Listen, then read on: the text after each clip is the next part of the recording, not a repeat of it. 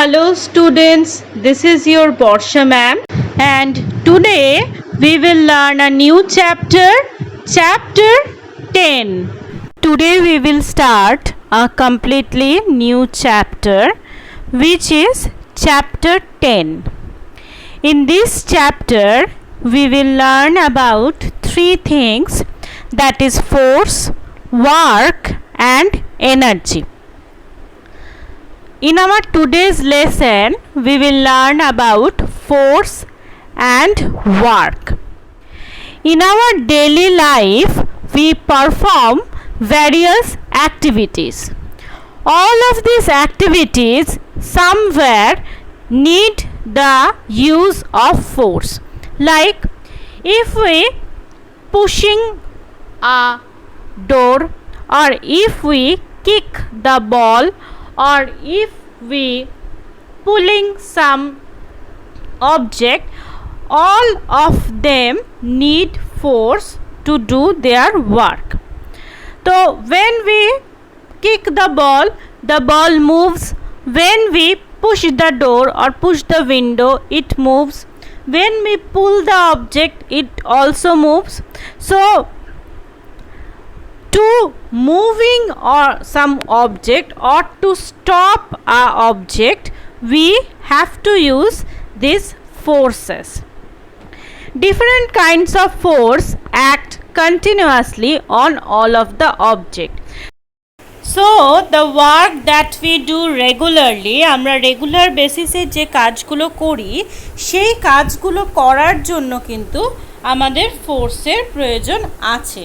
Okay, that may be pulling, that may be pushing, that may be kicking something, এই সব কিছুর জন্যই কিন্তু we need force. So how can we define force?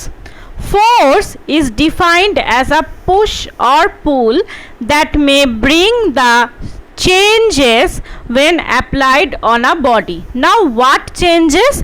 That changes I will discuss now. Force তাহলে কি দাঁড়াচ্ছে? Force হচ্ছে একটা পুশ বা একটা পুল। পুল মানে টানা, পুশ মানে ধাক্কা দেওয়া। তো we are applying this force on a body, and as a result of this application some changes may happen. কি কি চেঞ্জ হচ্ছে? First of all, it may move a stationary object. Stationary object মানে যে অবজেক্টটা rest পজিশনে আছে, মানে যে অবজেক্টটা move করছে না। The object that is not moving, these objects are called stationary object. So if we give force to a stationary object, it starts moving. Like if there is a ball and we give a force to that ball, আমরা যদি বলটাতে kick করি, kick করা মানে একটা force দেওয়া, then the ball starts moving.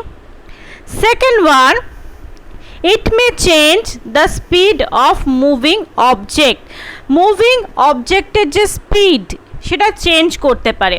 Sometime it increase the speed, sometime it decrease the speed. How? একটা ধরা যাক একটা বল গড়িয়ে গড়িয়ে যাচ্ছে, তো বলটা যেদিকে যাচ্ছে, if we give force on that direction, the speed of the ball increased. Okay, the motion of the ball in which direction, if we give force on that direction, the speed increase, but if we give force on the opposite direction, the speed will decrease. তাহলে বলটা যেদিকে যাচ্ছে সেদিকে যদি আমরা ফোর্সটা দিই তাহলে speed বাড়বে, উল্টো দিকে ফোর্স দিলে স্পিড উইল ডিক্রিজ, স্পিড কমবে।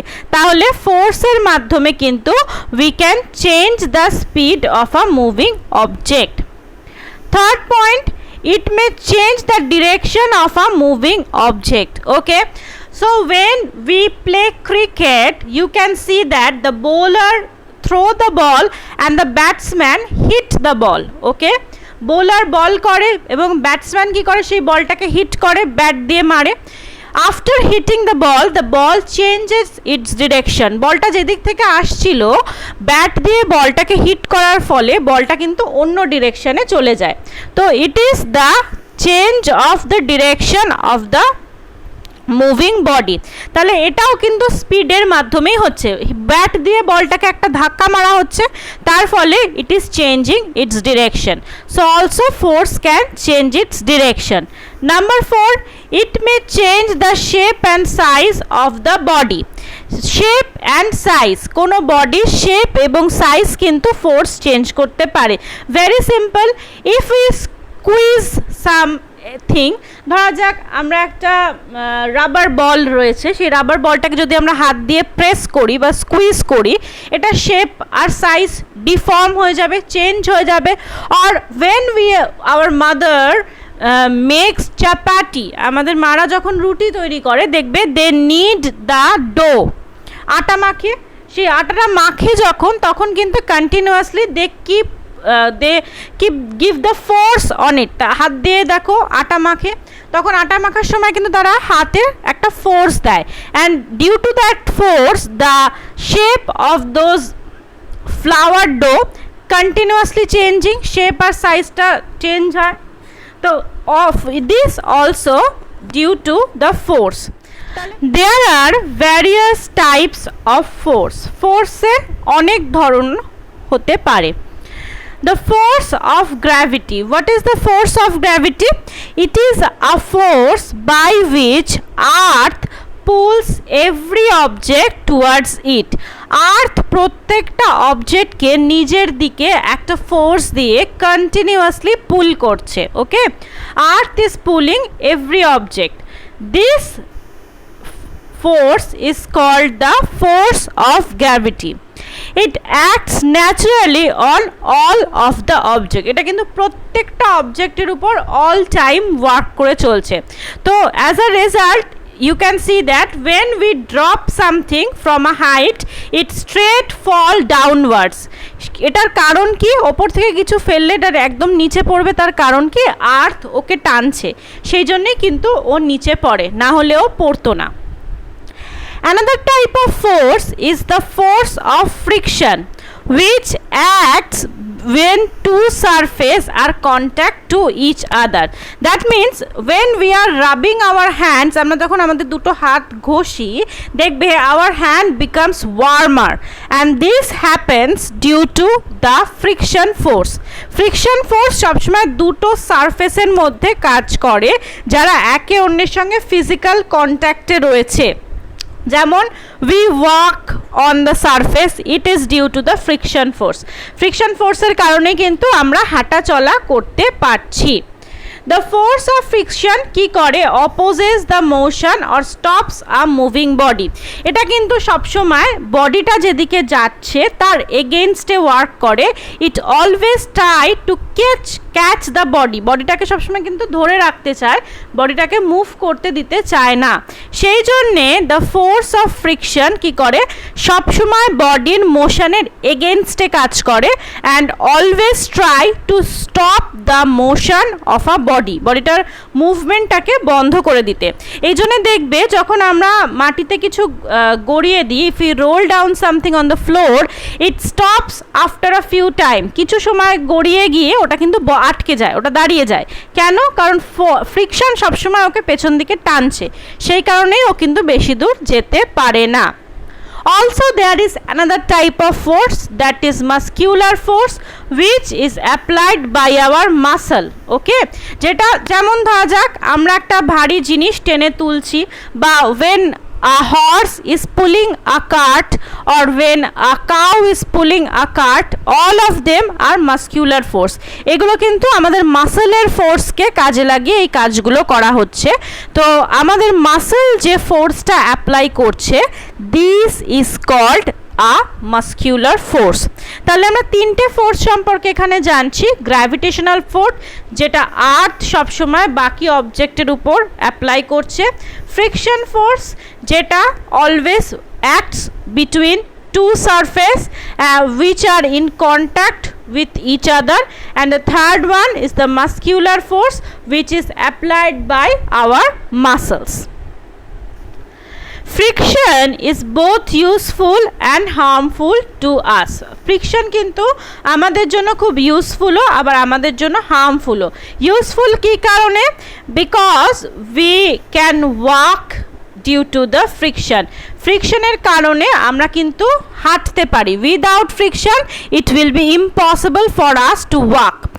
A rough surface like a road or carpet causes more friction, while a smooth surface like a banana peel or ice causes less friction.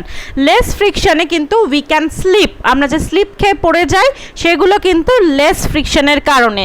You can see that the floor of various malls and hospitals are very slippery because they have less frictions. Okay, whether the rough surfaces like road, carpet, they have more friction, so we can easily walk on them.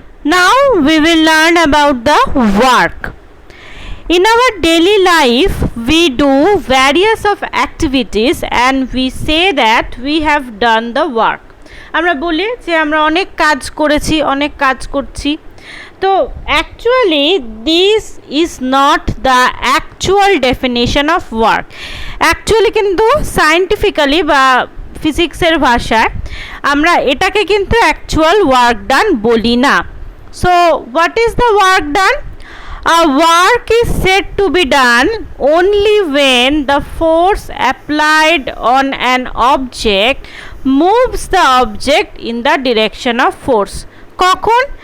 তখনই বলা যায় যে work done হয়েছে যখন আমরা অবজেক্টটার ওপর force apply করে we can move it from its place in the direction of the force. অবজেক্টটার উপর যে ডিরেকশানে আমি ফোর্স মুভ দিচ্ছি সেই ডিরেকশানে ফোর্স অ্যাপ্লাই করে যদি আমরা অবজেক্টটাকে মুভ করাতে পারি তবেই কিন্তু আমরা বলবো যে ওয়ার্ক ডান হয়েছে। So this is the scientific and actual definition of work done. What is it? If the force is applied on an object, can move the object in the direction of force only when the work is said to be done. ঠিক তখনই, যেমন if we push the wall, আমরা যদি দেওয়ালটাকে continuously দেওয়ালের উপর force দিতে থাকি এটা কি মুভ করবে? No, it is not, the wall will not move. So in that case আমরা কিন্তু বলতে পারবো না যে we have done the work, আমরা ওয়ার্ক করেছি। হ্যাঁ, আমরা হয়তো ফিজিক্যালি অনেক পরিশ্রম করেছি, but actually or in the definition according to science we haven't done any of the work. সায়েন্সের ভাষায় কিন্তু আমরা কোনো ওয়ার্ক করিনি। ওয়ার্ক তখনই হবে যখন ফোর্স অ্যাপ্লাই করে আমি অবজেক্টটাকে জায়গা থেকে সরাতে পারবো। ওকে, যদি অবজেক্ট না সরে, অবজেক্ট যদি একই জায়গায় দাঁড়িয়ে থাকে, যতই আমি ফোর্স দেই না কেন ওয়ার্ক করা কিন্তু হবে না। For example look at here, এখানে দুটো এক্সাম্পল রয়েছে। In first case the coolie is holding the weight and standing, কুলিটা কিন্তু জায়গা থেকে নড়ছে না। Okay, in that case the coolie is not doing any work because the load is not moving. কুলি যে ফোর্সটা দিচ্ছে সেটা কিন্তু ফোর্স দিয়ে অবজেক্টটাকে কিন্তু ও মুভ করাচ্ছে না, ও একটা জায়গাতেই দাঁড়িয়ে রয়েছে। তো যখনই অবজেক্টটা মুভ হচ্ছে না, so we can't tell that it is work done. But in the second case, the coolie is carrying the load and going to some stairs. ও কিন্তু সিঁড়ি দিয়ে ওপরে উঠছে লোডটাকে নিয়ে।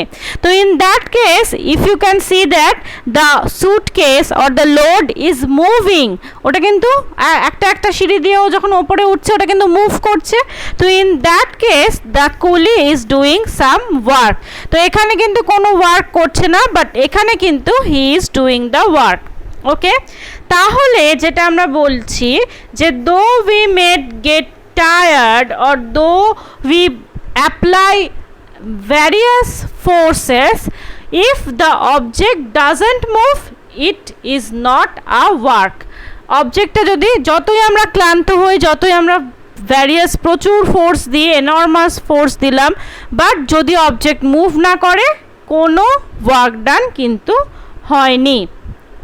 So we can find the value of work done by this formula. Key formula, work done is equal to force into distance covered by the object, that means force into displacement.